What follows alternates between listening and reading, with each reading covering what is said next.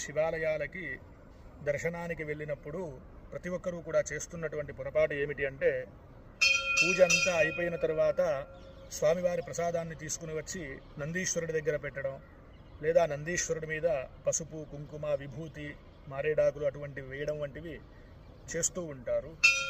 అటువంటివి చాలా దోషపూరితమైనటువంటివి. అందువలన ఎవరూ కూడా అటువంటివి చేయకూడదు. ఇంకా కొంతమంది ఏమి చేస్తారు అంటే, ఆ నందీశ్వరుడి దగ్గరకు వచ్చి నందీశ్వరుడి ముఖం దగ్గర దీపాలు పెట్టడం, మరియు తోక దగ్గర దీపాలు పెట్టడం, అగరబత్తీలు పెట్టడం వంటివి కూడా చేస్తూ ఉంటారు. అవన్నీ కూడా చాలా దోషపూరితమైనవి. అటువంటివి దేవస్థానాలలో ఎప్పుడూ కూడా చేయకూడదు.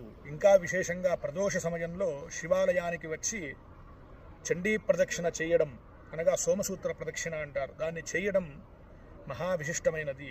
శివానుగ్రహం కూడా శీఘ్రంగా లభిస్తుంది అన్నది